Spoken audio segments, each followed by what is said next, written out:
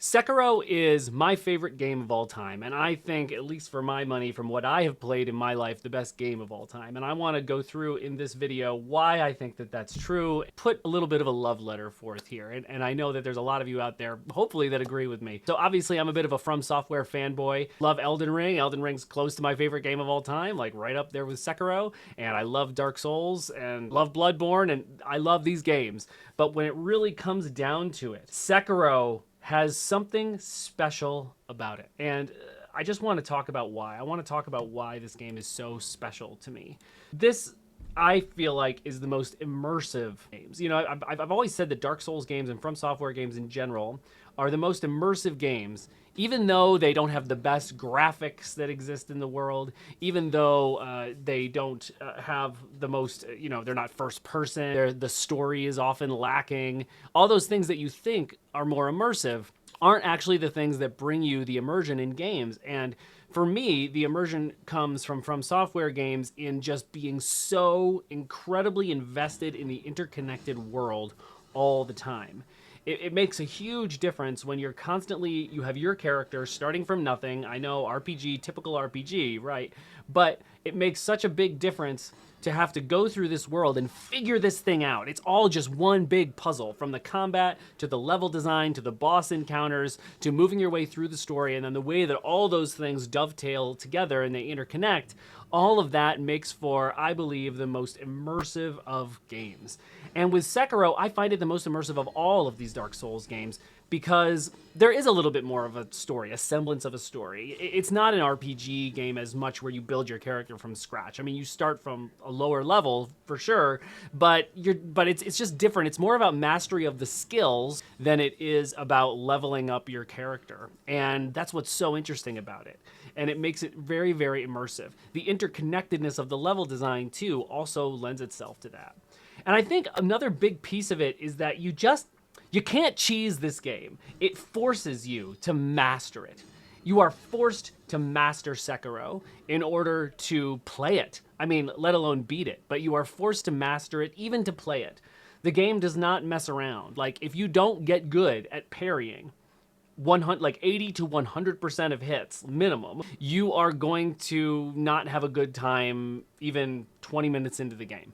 That's just how it is. You have to do it. And for the most part, the boss fights and the mini boss fights, and there's a lot more mini bosses in here, you can't cheese them. I mean, I'm sure that there's stuff out there that you can find, but it's hard. You can't really cheese these. You just have to get really good. And I am not like one of these ego gamers who's like, get good. That's what matters about all of it. Like, nobody's watching me play games. I don't get off on going into Reddit threads and talking about, oh my gosh, it was so easy. Did you guys think this was so easy? It's just crap. It doesn't matter. It's a video game. Get over yourself. But I love, and I am bad at these games. It took me over 100 hours to beat Sekiro, just through repetition. I'm just going back and back and back and trying to get better and better and better and better and better. You are just forced to be a master. And I think the thing with the combat, this mastery, and you're seeing some of it here in this gameplay, it's so satisfying with this combat. I think that it's almost unlikely that, at least in my experience, that there is any sort of combat move that is more satisfying than the Mikiri counter. But in general, the parry system, it's just so satisfying, and you just have to do it. You have to do it. And that is it's just, there's nothing more satisfying than a good parry. So imagine doing that an entire game and making that absolutely necessary to be able to beat a game. It really is amazing. It really is. I think the other thing that makes this game so special is the interconnected level design here. It's almost like just one gigantic place that is all connected, and it's very linear. It's not Elden Ring, of course, where you can just go anywhere and do anything and explore.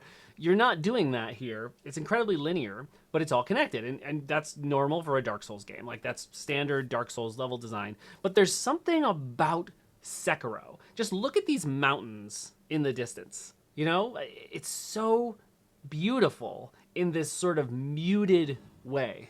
You have this Japanese samurai aesthetic going on, but it's not like Ghost of Tsushima. Like, it never reaches that level of beauty. It's too From Software. It's a bleak, terrible world overtaken by monsters. And so the beauty of it is clearly there, but it just has this gray cast over everything. And that leads more, again, to that immersion. I think another thing that makes this game so special is that the bosses, for the most part, are not monsters. Obviously, there are monsters. But you're mostly battling other people. And there is all sorts of magical powers and things going on, but it's more of a tete-a-tete. It's you against the other person. Who is the better fighter? Who's going to come out on top? Who's going to master the other one? And that's different than you normally see. Like a typical Dark Souls game, you're just going to see a lot of gigantic monsters that usually have one specific weakness, maybe two, or it's just a matter of dodge rolling your way to victory. And listen, very difficult, but you generally don't see this human-to-human stuff as much, which is really interesting.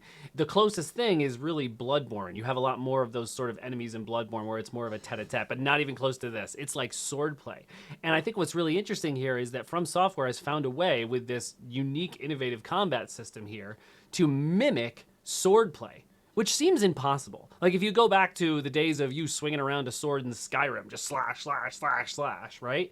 And then, okay, but how do we do it? How are we going to make it so you're not just slashing? Because that's not how swordplay works. It's constantly blocking the other's attacks and trying to get in yours. They figured it out in this game. It took a really long time, but they figured it out in this game. And I think much more than even Ghost of Tsushima did, because parry is not as big of a mechanic in Ghost of Tsushima. It's obviously big, but you don't have to parry 80 to 100% of strikes like you do in Sekiro. So they found a way to innovate a combat system like we've never seen before. And I think when we go back and look at From Software games and we go and look at like what are the greatest, we always go back to Bloodborne. Everybody goes back to Bloodborne. I love Bloodborne, but it's probably third on my From Software list, to be honest. Dark Souls 1 has a very special place in my heart, but there's jank there, right? And there's a lot of stuff in there that hadn't been mastered until later From Software games.